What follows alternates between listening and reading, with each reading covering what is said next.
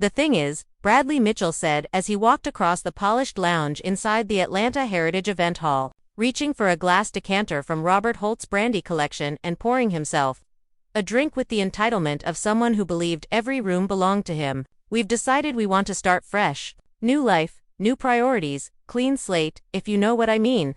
I didn't know, but I could already feel the answer sliding toward me like a storm cloud. I'm afraid I don't follow. Brad, I said, keeping my voice even. He took a slow sip, turned to face me, and the polite smile he'd been wearing for the entire rehearsal dinner dissolved into something cold and smug. We don't want you in our lives anymore, Ms. Holt. After tomorrow. We think it would be best if you just disappeared permanently. The words clung to the air like smoke. I stared at him, convinced for a heartbeat that I'd misheard. Excuse me, look, he said with a condescending tilt of his head. I'll be direct since you're acting confused. Sarah agrees that you're too involved in our relationship, too controlling. To present, we want to build our marriage without interference from an overbearing mother-in-law. My fingers trembled, but I clasped my hands together tightly. Sarah agreed to this. I asked. It was actually her idea, he said smoothly, a cruel smile curling at the edge of his mouth. She's too polite to tell you herself. But me, I don't mind being honest. My heart stung, but I held my ground. You know what would be the perfect wedding gift? He continued. You disappearing from our lives forever. The walls lined with leather-bound books felt like they were inching closer. This 28-year-old boy, because that's exactly what he was, had just told me to erase myself from my daughter's life as if he were asking for a menu change. And if I refuse, I whispered. Brad shrugged casually. Then Sarah will have to choose between her husband and her mother. And honestly, Ms. Holt, you won't like her choice. He swallowed the rest of his brandy, set the glass down, and walked toward the door. Think about it tonight. Make the right choice tomorrow. Then he left, just like that. I stood alone in the quiet library. The muffled laughter from the rehearsal dinner drifting faintly through the walls as my reflection stared back at me in the dark window. A 52-year-old black woman who had raised her daughter alone for 15 years and was now being told she was unwanted. But what Brad didn't know, what he couldn't possibly imagine, was that I'd been making difficult decisions my entire life. And this decision, the one he thought would break me, was about to be the simplest one I'd ever made.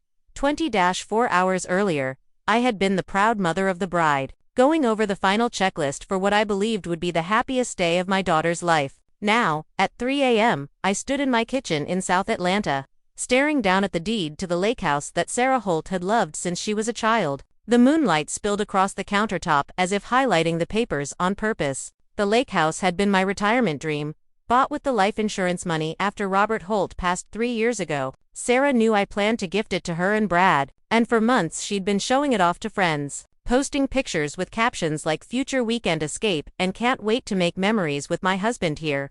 What she didn't know was that the deed was still in my name alone. I poured myself a cup of strong coffee, opened my laptop, and stared at the email drafts I'd already begun. If Brad wanted me to disappear, I could do that, but it would be done on my terms, not his. I contacted Janet Owens, the realtor who handled all my major properties, and sent her the listing details. Urgent sale. Cash buyers preferred. Show immediately. Then I sat back and breathed once, not to pause, but to move straight into the next step. I went through Brad's stories, the ones he'd told over family dinners, thinking they made him look impressive. Business ventures that never appeared again. Money supposedly coming from a trust fund. Tales about working at his father's law firm despite never seeming to finish a case. What Brad never realized was that every stray detail he dropped gave me something to verify. And for the last 6 months, ever since I started sensing the cracks in his polished mask, I had been quietly checking everything. His trust fund had been frozen 2 years ago due to what the lawyer described as reckless financial behavior. His job at his father's firm was essentially a paid appearance. He showed up to drink coffee and pretend to work. His business ventures were nothing more than elaborate scams aimed at naive investors, including some of Sarah's college friends. Brad Mitchell wasn't just financially unstable, he was a fraud from top to bottom. And tomorrow, every one of the wedding's 67 guests would learn exactly what kind of man my daughter was about to marry. I printed every document, sealed them into 67 separate envelopes, each one addressed to a guest with a personalized report inside: financial records, police filings, statements from people he had swindled, trust fund, history, everything. By the time I placed the last envelope in the neat stack, the sky outside was lightening. The sun was starting to rise. I showered, dressed for the wedding day, and prepared myself for whatever was going to happen. Brad was going to get the disappearance he wanted, but not in the way he had imagined. I wasn't disappearing quietly. I was removing myself from their lives with every resource I had ever protected, and he was about to understand exactly what that meant. The morning of Sarah Holt's wedding arrived crisp, clear, and bright, exactly the kind of October day Atlanta photographers pray for. I reached the venue early, carrying a simple white box filled with the 67 envelopes that would turn this elegant celebration into something no one would ever forget. At the service entrance, Helen Barnes, the coordinator, a sharp, seasoned black woman with 30 years of event experience, met me with a cup of coffee in hand and the kind of curiosity she never bothered to hide. "Margaret, I've been doing weddings longer than some of these brides have been alive, and I've never seen a mother of the bride show up at dawn with a box of sealed envelopes. You're making me nervous." "Trust me, Helen," I said, handing her the slightly heavy box. "Today's reception will be memorable." She raised her eyebrows at the weight but didn't ask questions. "One envelope at each place setting, exactly as I described, and if guests ask you what's inside, they won't." She blinked. "They won't?" "No," I said simply. "They'll be too busy reading." I checked my phone. 3 offers had already come in for the lake house, all above asking price. The place Sarah had been calling her future weekend retreat would be gone before she even walked down the aisle. Helen just shook her head. "Your daughter is going to blame me if this ruins her day." "My daughter made her choice," I said evenly, "and she have to live with the consequences." From there, I went to the bridal salon suite, where Sarah and the bridesmaids were having their hair and makeup done. The atmosphere was lively, champagne flowing, R&B love songs playing softly. The room filled with the excited chatter of young black women celebrating the moment. Sarah looked stunning in her white silk robe, her natural curls pressed into a soft, elegant updo, diamond earrings sparkling under the vanity lights. "Mom, I'm so nervous," she whispered as the makeup artist applied her lipstick. "What if something goes wrong?" I squeezed her hand, feeling a twist of sadness for what was already in motion. "Sweetheart, sometimes things go wrong for a reason."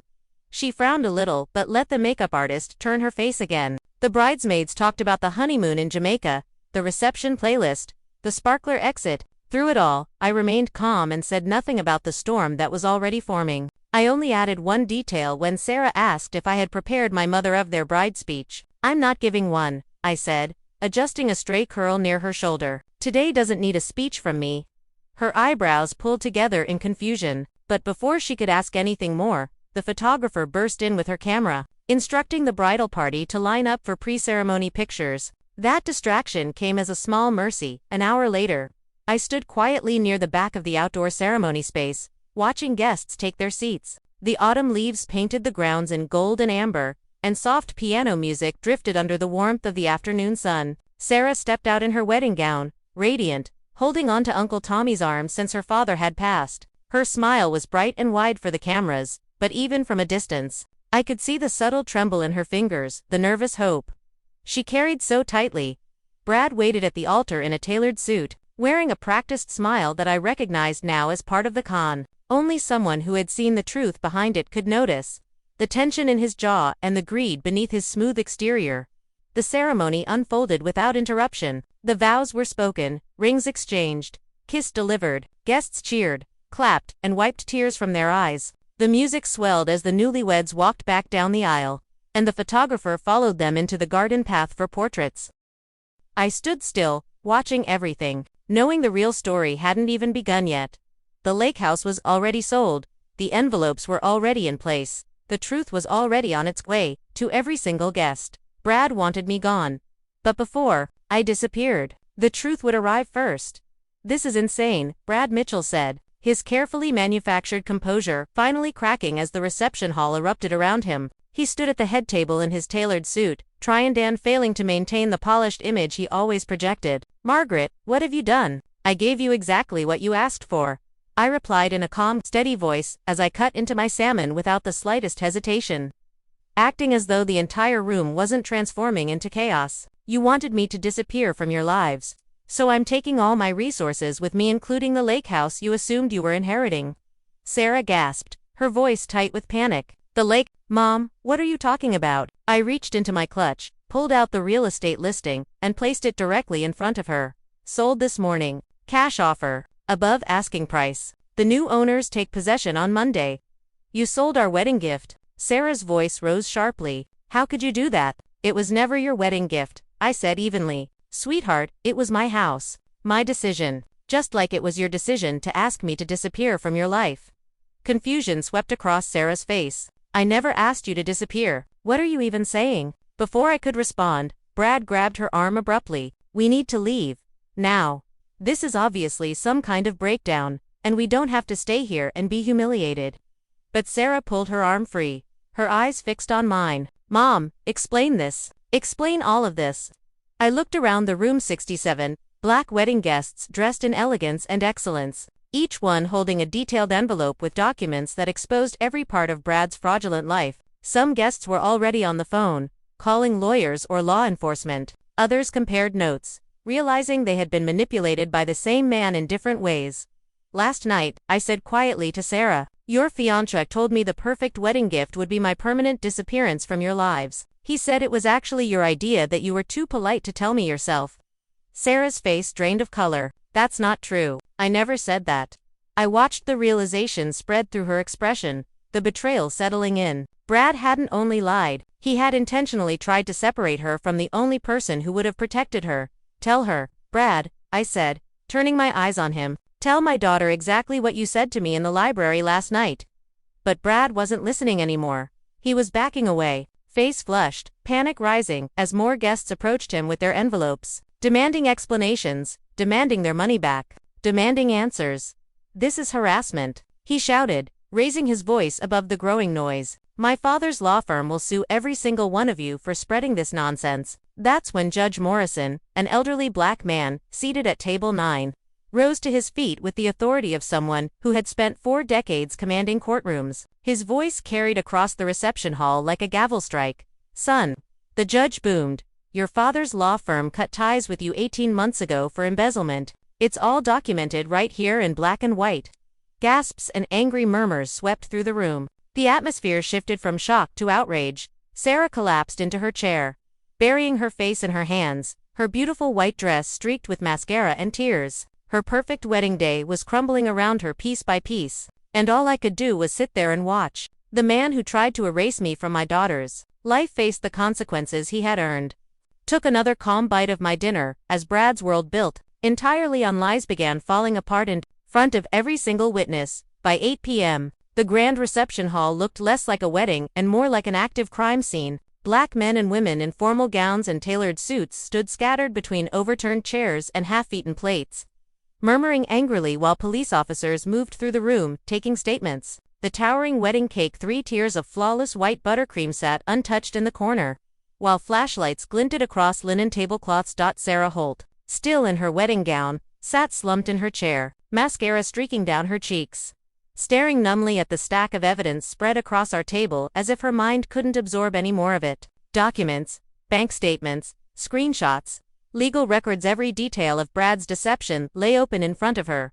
Mom, her voice cracked. What is all this? How long? But before I could answer, a group of guests approached Brad, shoving their envelopes toward him, demanding clarity.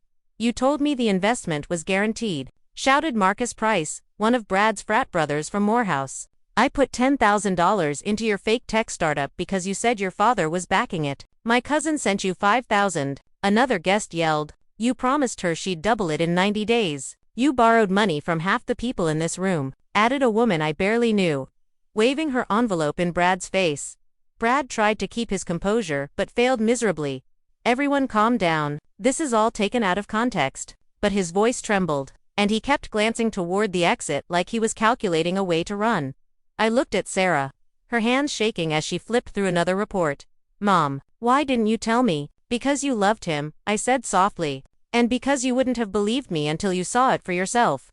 One of the officers stepped closer to Brad. Sir, we need you to stay right where you are. Brad lifted his hands defensively. I haven't done anything wrong. But even as he yelled, one of the older guests, attorney Lester Daniels, a respected black lawyer, held up his envelope. Your trust fund was suspended 2 years ago due to your financial misconduct. You lied to your fiancé and everyone else here. You've been scamming people for years, including minors and elderly relatives. There's enough here for multiple felony charges. Brad's eyes widened in panic as he turned to Sarah.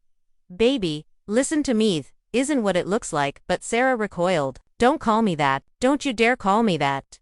She looked at the officer. Is he going to jail? The officer nodded. Ma'am, based on the complaints and the paperwork we've just reviewed, yes, he's being detained for questioning, and formal charges will follow.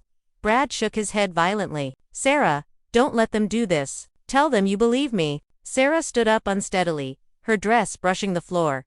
I believed everything you ever told me, she said. I believed your business plans, your work at your father's firm, your trust fund.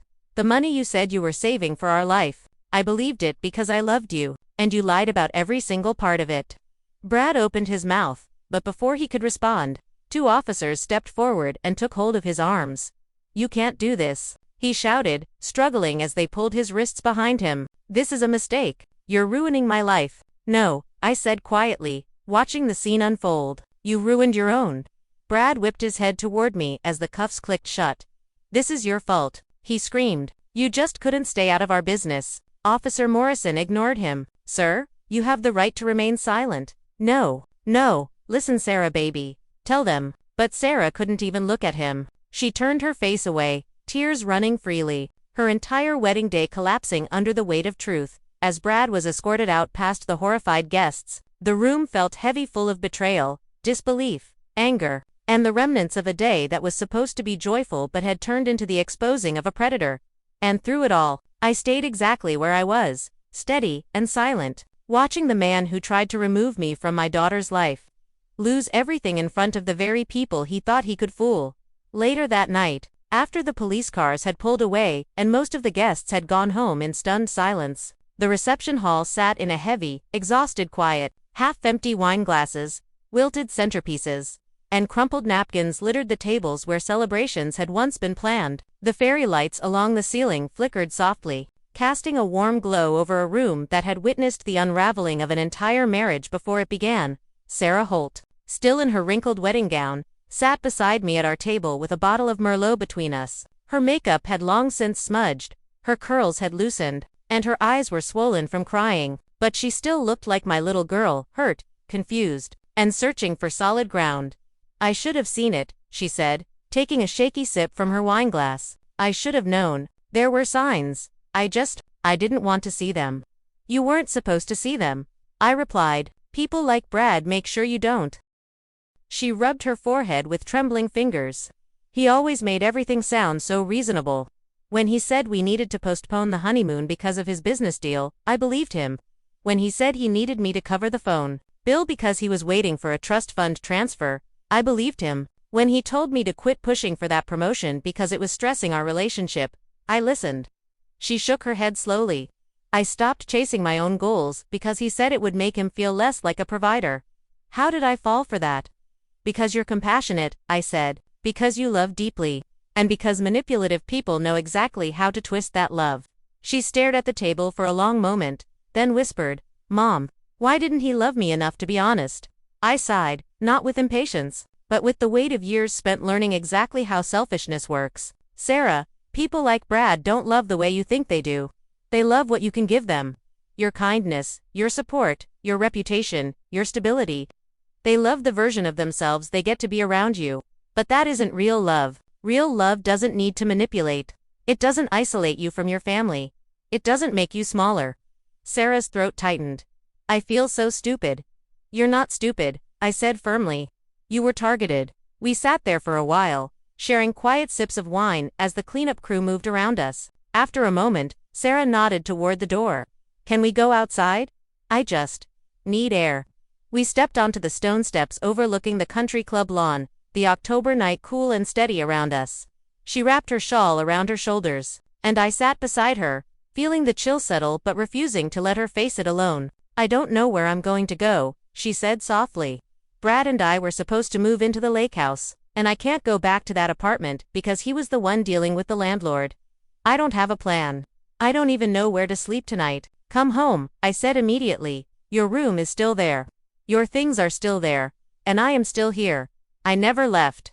She looked at me then, really looked past the embarrassment, past the heartbreak, past the noise of everything that had gone wrong. Why didn't he want you around? She whispered, Because he knew I could see through him, I answered, and he needed you to think I was the enemy. Sarah swallowed hard, nodding slowly. He said you didn't like him because he wasn't successful yet. He said you looked down on him. I never looked down on him, I said. But I did look at him, and that was enough. After a moment of silence, she asked, "Is that why you hired the private investigator?" "Yes," I admitted. "And the pie discovered something else, something I didn't know how to tell you before today." Sarah's eyes widened slightly, bracing herself. "Brad wasn't doing this alone," I said. "He had a partner. A man he's been working with for years, running cons in different states, and they had another target lined up. A mother and daughter, just like us." Sarah inhaled sharply. "So he wasn't just lying to me." "No," I said. "He was never planning a future with you. You were part of a pattern." Her hands curled into her dress as she looked out over the quiet lawn. The truth, heavy but clarifying, settled around her like the night air. After a long, steady breath, Sarah leaned her head on my shoulder. "I'm sorry, Mom." "For what?" I asked gently. "For believing him over you. For not seeing what you saw. For letting him come between us." I wrapped my arm around her, resting my cheek against her hair. "He didn't come between us. He tried, but we're still here." And for the first time since the chaos began, Sarah exhaled not in defeat, but in release, as if she had finally found her way back home. The next morning, the house was filled with the constant buzz of ringing phones and incoming messages.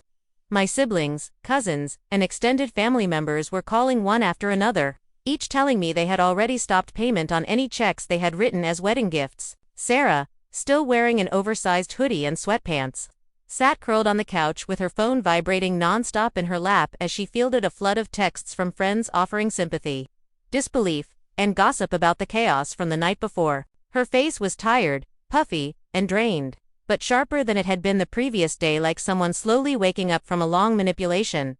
Around mid-morning, David Chen, the private investigator I had hired months earlier, arrived at my home with a thick folder tucked under his arm. David was meticulous, quiet-spoken, and relentless when he needed to be. Today, he looked like he had news he didn't entirely want to share. "Morning," he said, as I let him in. "I've got updates." Sarah sat up straighter, bracing herself. "Is this about Brad?" "It's about Brad," David said, setting the folder on the coffee table, "and about the man he's been working with." He opened the folder and pulled out several pages printouts, photos, timelines. "This is Tyler Reynolds," he said, tapping a photo of a tall, light-skinned black man with sharp features and a carefully trimmed beard. "He's Brad's partner. They've run cons in multiple states over the last 5 years. Same pattern every time. One of them courts the mother. The other courts the daughter. They work both ends of the emotional bond until they can drain everything they can." Sarah's breath caught. "So Brad was never planning a life with me." David shook his head. "He was planning a cash flow. A long-term one." He slid another photo forward, a woman in her 50s, elegant, smiling, standing beside a younger woman in her 20s. "These are their next targets," David said. "Victoria Ashworth and her daughter Emma Ashworth. They live in Buckhead." Sarah leaned closer, recognizing the names. "Emma, I've seen her on Instagram. She teaches elementary school. She volunteers with youth programs." "Yes," David said. "And she thinks Tyler is the love of her life." He laid out more evidence, screenshots of texts, photos of Tyler taking Victoria to dinner, recordings of Tyler telling Emma he wanted to build a future with her. Side-by-side social media posts showing Tyler mirroring the same tactics he used on previous victims. "How long have they been targeting them?" I asked. 6 months, he replied. "Brad was supposed to marry you, secure access to family wealth, and then he and Tyler would move on to the Ashworths. They run these operations in cycles, switching cities and victims before anyone catches on." Sarah pressed her hand to her mouth. "God, Mom. These women don't know. They have no idea. And they won't," David said, "unless someone tells them. Brad's arrest last night might slow things down, but Tyler is still active. He's already laid the groundwork. By the time Victoria or Emma realize something is wrong, it'll be too late." I felt a cold, steady certainty settle in my chest. "Then we need to warn them." Sarah nodded, her voice quiet but determined. "We can't let them go through what I went through. Or worse." David exhaled. "I'll set up a meeting. Victoria is cautious, but I think she'll listen. Emma might resist. Tyler is good at making himself look like the ideal man. But with Brad going down, Tyler is going to accelerate his timeline. He'll want to extract whatever he can from them while his partner is unavailable. How many other women are out there? Sarah whispered, staring at the photos. How many families have they already destroyed? David glanced at the folder. More than we want to imagine. The room went silent for a moment, heavy with the weight of everything we had just learned. Sarah lifted her head. So what do we do now? I looked at her. My daughter, hurt but stronger than the day before, answered firmly. We make sure the Ashworths don't become their next victims. We tell the truth. And this time, no one disappears. Not me, not you, not another family. And for the first time since the wedding exploded into chaos, we had a clear purpose. 2 days later, I walked into the Fulton County Jail for a scheduled visitation. My coat zipped up just enough to hide the tiny microphone Detective Morrison had clipped inside the lining. The visitor's room was loud with the constant echo of voices, chairs scraping, and the metallic buzz of electronic locks opening and closing. I took a seat at one of the small plastic tables, waiting. When Brad Mitchell finally entered, wearing an orange jumpsuit and a forced smirk, he looked like a man pretending he still had control. Well, look who came to visit, he said, sitting across from me with a smug expression. Did you come to see how temporary this all is? My lawyer's already working on it. I studied him carefully, noting the tension in his jaw and the flicker of unease in his eyes. Is your partner helping with your legal defense? I asked casually. For the briefest moment, his smile faltered. It was small, barely a twitch, but enough to confirm what I already knew. I'm not sure who you mean, he said carefully, leaning back in his chair. Of course you do, Brad, I replied. Tall black man, close-cut fade, charming when he needs to be. Works the daughter while you work the mother. Currently dating Emma Ashworth while you were supposed to be targeting her mother, Victoria Ashworth. Brad's mask slipped instantly. His entire face hardened, the rehearsed confidence draining out. You've been busy, Margaret, he said slowly, but you're playing a dangerous game. Am I? I asked. Because from where I'm sitting, you're the one in the orange jumpsuit. This is temporary, he repeated, but his voice carried a sharper edge. And when I get out, I'll remember who tried to interfere with my business. I leaned back in my chair, genuinely amused. Are you threatening me, Brad? Because that seems unwise considering I'm wearing a wire, and this entire conversation is being recorded. His eyes widened as he instinctively glanced around the room, searching for cameras he couldn't see. Detective Morrison had indeed wired me up specifically for this moment. Relax, I said, enjoying the way panic flickered across his face. I'm not here to trap you into additional charges. I'm here to offer you a deal. He frowned, confused. What kind of deal? I pulled out a manila folder identical to the ones I'd handed out at the wedding reception. Complete information on Tyler Reynolds' operation, his real identity, his targets, his methods, his criminal history. Everything law enforcement needs to shut him down before he destroys another family. Brad stared at the folder but didn't reach for it. And in exchange for this information, what do you want? I want you to disappear, Brad, permanently. No more scams. No more conning vulnerable women. No more destroying families. Take whatever plea deal the prosecutor offers. Serve your time quietly, and when you get out, find real work. Stop preying on people. And if I refuse? He asked, stiffening. I opened the folder to the first page, a detailed timeline of his criminal activity over 7 years, including several cases never prosecuted. Photos, financial trails, victim statements.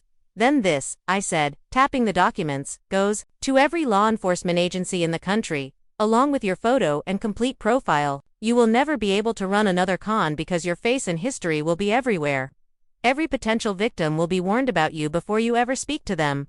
Brad's eyes scanned the page, his expression twisting from arrogance to alarm. Where did you get all this? He whispered. I told you, I said calmly. I'm full of surprises. Professional investigators can uncover remarkable things when properly motivated. I closed the folder and slid it across the table. So what's it going to be? Cooperation and a chance to rebuild your life for a lifetime looking over your shoulder. For the first time since the day I met him, Brad Mitchell looked genuinely defeated. The arrogance fell away, replaced with the realization that he could not manipulate me, intimidate me, or outrun the truth. He swallowed hard. What? What happens to Tyler if I tell you everything? That's not your concern anymore, I said.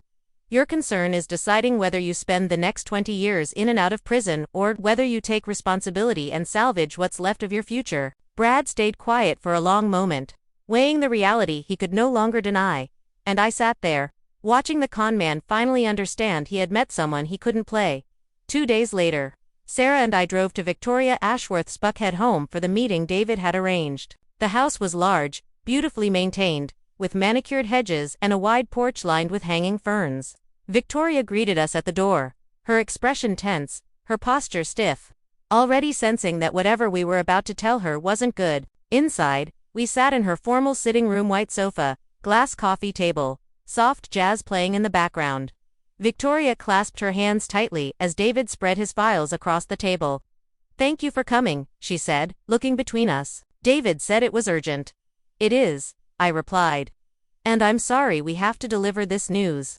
David began with the basic Styler's fake background, the pattern of manipulation, the financial inconsistencies. He didn't dramatize anything. He just laid out facts. Photos of Tyler with other victims. Records of his aliases. Text, screenshots. Financial trails designed to look legitimate but falling apart under scrutiny. Victoria stared at each piece with a growing sense of dread. "He said he's from Boston," she murmured. "He said his parents passed away and he moved here for a fresh start." "He's never lived in Boston," David said. "And his parents are alive. They just don't talk to him." Victoria pressed her lips together, fighting the sting in her eyes. "My daughter trusts him. She thinks he's the one. That's what makes him dangerous," I said gently. "He knows how to mirror feelings. He knows how to make someone believe he's exactly what they've been waiting for." David pulled out a recent photo, Tyler and Emma smiling together at a charity gala. Emma's face glowed with genuine affection. Tyler's smile was polished, confident, calculated. Victoria's hand trembled when she touched the photo. "If I tell her this, she'll think I'm attacking her choices. She'll run straight to him. That's why we don't tell her," David said. "Not yet." Victoria looked confused. "Then how do we stop him?" "We let him reveal himself," I answered. "We set up a dinner. A normal, casual dinner. You, Emma, Tyler, me, Sarah. During the dinner, we ask him questions, specific questions that expose the lies he can't keep straight." David nodded. "I'll prepare the questions. Things about Boston he won't be able to answer. Details about his supposed job. Legal knowledge he pretends to have. We'll get it on video." Victoria swallowed hard. "You want my daughter to see him fall apart in front of her. It's the only way she'll believe it," Sarah said softly. "Someone like Tyler can talk his way out of anything privately, but when the lies start collapsing in front of people he's performing for, he can't maintain the act." Victoria leaned back slowly, absorbing the weight of it. "And what if she still chooses him?" Sarah looked down at her hands. "Then we try again. People in love don't let go easily. I didn't either." Victoria nodded, understanding more than she wanted to. "So how soon do we do this?" "Soon," David replied. "Very soon. Because Tyler isn't slowing down. If anything, Brad's arrest has put pressure on him." After an hour of planning scripts, question patterns, how to ease into the topics, where cameras would be positioned, Sarah and I finally left the Ashworth home. On the drive back, we sat in silence for a while, the weight of what we were about to orchestrate settling between us. "Do you ever feel like we're playing God?" Sarah asked quietly, staring out the window. "Like we're deciding who should know the truth and when?" "We're not playing God," I said. "We're protecting people from men who prey on love. There's a difference." "But Emma might hate us," she whispered. "She might," I admitted. "But she only hate us until she sees the truth." The car rolled through Atlanta's evening traffic. Neon signs reflected across the windshield, the hum of cars filling the air around us. Then Sarah's phone buzzed. She glanced at the screen and inhaled sharply. "It's from David." "What does it say?" I asked. She read aloud, voice tightening with urgency. "Tyler just booked flights to Miami under 2 different names. He's moving fast. We need to speed this up." I gripped the steering wheel, pulse steady but sharp. "Then we don't have time to wait." Sarah looked at me, eyes filled with a new resolve. "We do the dinner tomorrow," she said. And just like that, the plan wasn't an idea anymore. It was a countdown. The next evening, Victoria's home was spotless and staged, as if nothing out of the ordinary was happening. The dining table was set with elegant silverware, white roses, and soft candlelight, warm, inviting, completely betraying the trap being quietly laid beneath the surface. Sarah and I arrived early, helping Victoria adjust the hidden cameras David had installed discreetly around the dining room. No one wanted Emma to feel ambushed, but the reality was that this dinner had to be documented from every angle. When Emma Ashworth arrived with Tyler Reynolds, she was glowing in a soft blue dress, smiling with the ease of a woman who believed she was walking into a simple family dinner. Tyler, in a fitted navy blazer, carried himself with the confidence of a man who believed he owned every room he entered. He greeted Victoria with a polished charm, hugged Emma, and shook Sarah's hand with a smooth, calculated friendliness. Then he turned to me. "And you must be Ms. Holt," he said with an easy smile. "Emma's told me so much about you." I returned the smile politely, though my eyes stayed sharp. "Good things, I hope." "All good," he assured, taking his seat at the table. Dinner began calmly. Light conversation, compliments on the food, laughter from Emma. Tyler played the part perfectly, affectionate, attentive, collected. But beneath his performance, there was a tension, a subtle alertness, that suggested he sensed something shifting. When dessert plates were set down, David's questions, carefully crafted, began. "So, Tyler," Victoria said lightly, "tell us again about Boston. Which neighborhood did you say you grew up in?" "Oh, a Beacon Hill," he said quickly, but there was a flicker in his eyes. "Beautiful area, lots of history." Emma smiled proudly. "He has the cutest stories about Boston." "Beacon Hill," I said casually. "Isn't that one of the most expensive neighborhoods in the country?" Tyler nodded. Yeah, my parents were very comfortable financially, but you told Emma your parents were struggling when you were a teenager." Sarah added gently, pretending curiosity rather than challenge. Tyler blinked, pausing for the first time. "Oh well, yes, they were, for a little while, but things turned around." The table grew quieter, just enough for him to feel it.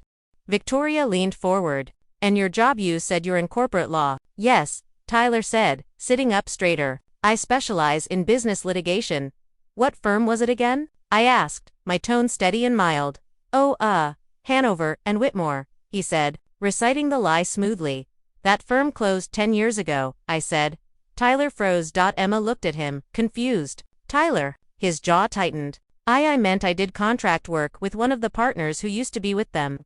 David's next question followed smoothly. "What was your bar exam score?" "I only ask because my cousin's trying to go into law, and he's stressing about it."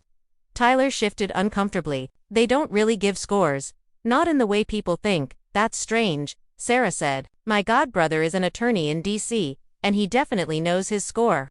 Tyler's expression hardened, the charm slipping. Emma whispered, "Babe, what's going on?" "Nothing," he said quickly. "They're just confused." But the room had already shifted. The air was thick with unraveling lies. Victoria reached for a folder under the table and placed it in front of Tyler. "Here," she said quietly. "This is what's going on." Tyler opened the folder. Photos, financial trails, false identities, connections to Brad, evidence of staged romances with multiple victims, all organized, undeniable. He looked up sharply. "Where did you get this?" "Your partner," I answered. "The one who's already in jail." Emma's face drained of color. "Partner? Tyler, what is she talking about?" "It's not what you think," he said hastily, turning to Emma, reaching for her hand. She pulled back. Before he could recover, a firm voice came from behind him. "Mr. Reynolds." Detective Morrison, in full plainclothes authority, stepped into the dining room. Tyler's eyes darted to the doorway, panic flaring. "No," he whispered. "Don't," Morrison warned, stepping closer. But Tyler moved anyway. He grabbed Emma's arm, trying to pull her toward the back exit. "Emma, we need to leave, right now." Emma yanked her arm free, her voice breaking. "Don't touch me." That single moment, the betrayal crashing into her all at once, stopped Tyler long enough for Morrison to grab him. The detective pinned his arms and pushed him toward the table. "You are under arrest for fraud, identity theft, financial manipulation, and multiple counts of conspiracy." Tyler thrashed. "You don't know anything. I didn't do anything." "You've been doing this for years," Morrison said, tightening his hold. "And you're done." Emma covered her mouth, tears filling her eyes as she watched the man she thought she loved fight against handcuffs like a trapped animal. Within minutes, Tyler Reynolds, the charming liar, the practiced manipulator, was led out of the Ashworth home in restraints. When the door closed behind them, silence settled over the room. Victoria sat down shakily, Emma collapsed into her mother's arms, and Sarah stood beside me, processing what she'd just witnessed. Detective Morrison returned briefly, nodding at us. You saved them. And probably a lot of other families too. When he left, the four of us, Victoria, Emma, Sarah, and I, sat together in the quiet aftermath. A long, painful, but necessary truth had been brought into the light, and it wasn't the end, it was the beginning. 3 months later, our foundation's Second Chances opened its doors in a modest office downtown. We offered guidance to families who suspected their loved ones were caught in romantic fraud. We provided legal resources, emotional counseling, investigative support, and education about red flags. In that time, we helped 12 families avoid becoming victims. We counseled dozens more. We created a database of known predators that law enforcement now referenced. Sarah rebuilt her marketing career while working part-time for the foundation. Victoria joined our board and helped fund legal programs. Emma returned to teaching and volunteered on weekends, determined to help others recognize manipulation before it took root. As for me, I realized something profound. Being told to disappear didn't erase me, it revealed me. I had spent my life protecting my daughter. Now I was protecting families everywhere. And the very thing Brad thought would break me had become the purpose that rebuilt me. Sometimes, the perfect wedding gift isn't what the bride and groom expect. Sometimes it's the truth. Sometimes, it's survival, and sometimes, the person who disappears isn't the one who was told to leave.